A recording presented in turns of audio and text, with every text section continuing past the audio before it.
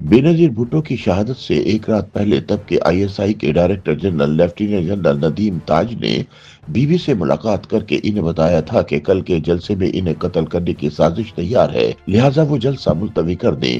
تاہم بےنظیر بھٹو نے آئی ایس آئی چیف کو کہا کہ اگر ان کی ایجنسی کو قتل کی سازش اور اس کے پیچھے موجود عناصر کا پتہ ہے تو وہ انہیں گرفتار کیوں نہیں کرتے۔ لیفٹیننٹ جنرل ندیم تاج نے جواب میں کہا کہ وقت بہت کم ہے، لہٰذا ان کے لیے ایسا کرنا ممکن نہیں۔ افسوسناک بات یہ ہے کہ بےنظیر کے قتل کے سارے منصوبے کا علم ہونے کے باوجود اگلے روز جلسے کے اختتام پر جب محترمہ لیاقت باغ سے نکلی تو ان کا 300 سے زائد اہلکاروں پر مبنی سیکورٹی حصار ختم کر دیا گیا، جس کے بعد شوٹر اور خودکش بمبار نے ان کی گاڑی کے قریب پہنچ کر نہ صرف ان کے سر کو نشانہ بنایا بلکہ دھماکہ بھی کر دیا۔ یاد رہے کہ جب بےنظیر بھٹو کو نشانہ بنایا گیا تب ان کی گاڑی کے قریب صرف 13 پولیس اہلکار موجود تھے۔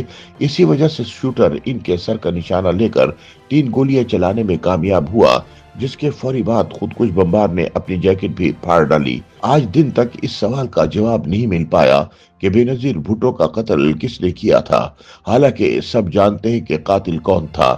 ایک المناک واقعے میں بےنظیر بھٹو کی شہادت کے بعد انصاف کی تلاش اب بھی جاری ہے، کیونکہ عدالت نے اس کیس میں ملوث 5 افراد کو پہلے ہی بری کر دیا ہے۔ ان میں اعتزاز شاہ، شیر زمان، عبدالرشید، رفاقت اور حسنین تحریک طالبان پاکستان سے وابستہ تھے۔ یہ تنظیم 27 دسمبر 2007 کو بےنظیر بھٹو کے قتل سے صرف 12 دن قبل کمانڈر بیت اللہ محسود کی قیادت میں تشکیل پائی تھی۔ قتل میں ملوث کچھ ملزمان مولانا سمیع الحق مرحوم کے مدرسے حقانیہ کے طالب علم تھے۔ قانون نافذ کرنے والے اداروں نے 5 مشتبہ افراد کو گرفتار کیا اور ان کے خلاف اس ہائی پروفائل قتل کے حوالے سے ٹھوس شواہد دستیاب ہونے کا دعویٰ کیا تھا۔ تاہم عدالت نے بعد میں ناکافی شواہد کی وجہ سے اور کیس کی تفتیش کی ساکھ پر سوالات اٹھاتے ہوئے انہیں بری کر دیا تھا۔ یوں بےنظیر بھٹو کے قتل کے اصل مجرموں، سازش میں ملوث افراد اور منصوبہ سازوں کی شناخت اور ان کے خلاف کارروائی میں ناکامی نے پاکستان کی انٹیلیجنس اور تفتیشی ایجنسیوں کی ساکھ پر مزید سوالات اٹھا دیے۔ یاد رہے کہ راولپنڈی کی انتخابی ریلی میں بی بی کی شہادت نے قوم کو مایوسی میں مبتلا کرنے کے ساتھ بڑے پیمانے پر غم و غصے کو جنم دیا۔ بےنظیر بھٹو کے قتل کے بعد حالات و واقعات تنازعات کا شکار ہو گئے۔ اہم شواہد کو مبینہ طور پر خراب کر دیا گیا، جس سے تحقیقات کی ساکھ پر سوالات اٹھنے لگے۔ اہم فرانزک شواہد مٹا دیے گئے، جائے وقوع کو عجلت میں دھو دیا گیا تاکہ ثبوت مٹائے جا سکیں۔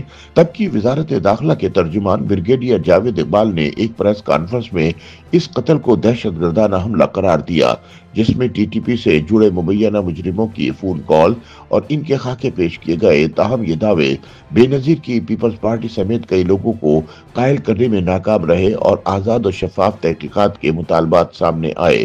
خود بےنظیر بھٹو نے اپنی شہادت سے چند ہفتے قبل سینئر صحافی عامر میر کو ایک انٹرویو میں کہا تھا کہ اگر میں غیر فطری موت کا شکار ہوئی تو میری موت کا ذمہ دار جنرل مشرف ہوگا۔ بی بی کی شہادت کے بعد پاکستان کھپے کا نعرہ لگانے والے آصف زرداری کی زیر قیادت پیپلز پارٹی نے قتل کا الزام تب کے فوجی حکمران جنرل پرویز مشرف پر عائد کیا تھا۔ پیپلز پارٹی کی جانب سے اقوام متحدہ کے تحت آزاد انکوائری کرانے کے متعدد مطالبات کے نتیجے میں 2009 میں اقوام متحدہ کا فیکٹ فائنڈنگ مشن تشکیل دیا گیا، جس نے بڑے پیمانے پر قتل کی تحقیقات کی۔ اقوام متحدہ کی رپورٹ میں قتل کی ذمہ داری جنرل مشرف کی زیر قیادت فوج اور انٹیلیجنس ایجنسیوں کی ناکامی پر ڈالی گئی، جس پر فوجی قیادت سیخ پا ہو گئی۔ بی بی کی شہادت کے بعد ہونے والے الیکشن کے نتیجے میں پیپلز پارٹی برسر اقتدار آئی اور آصف زرداری صدر پاکستان کے عہدے پر فائز ہوئے۔ فوجی دباؤ کے نتیجے میں تب کے وزیر خارجہ شاہ محمود قریشی نے اقوام متحدہ کو ایک خط میں مطالبہ کیا کہ وہ اپنی رپورٹ واپس لے، جس سے قتل بارے شکوک و شبہات کو مزید ہوا ملی۔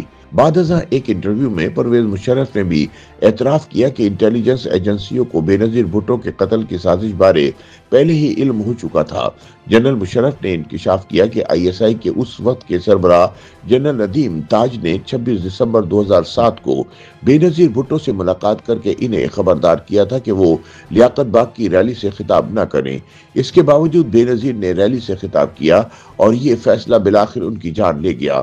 ताहम मुशर्रफ ने यह नहीं बताया कि अगर आईएसआई को बेनजीर के कत्ल की साजिश और इसमें मुलविस अनासिर का पहले से पता था तो फिर मंसूबा नाकाम बनाने की कोशिश क्यों नहीं की गई। बीबी के कत्ल के बाद से अब तक कई साजिशी नजरियात गर्दिश कर रहे हैं जिनमें मुख्तलिफ अफराद शामिल हैं, लेकिन मुजरिमों की निशानदही के लिए कोई हतमी सबूत सामने नहीं आया। 2008 से 2013 तक इख्तिदार में रहने वाली पीपल्स पार्टी ने सच्चाई से पर्दा उठाने के लिए अपने तय कोशिश की, लेकिन इन सब के बावजूद बेनजीर भुट्टो की शहादत की तफसीलात गैर वाज़ेह हैं।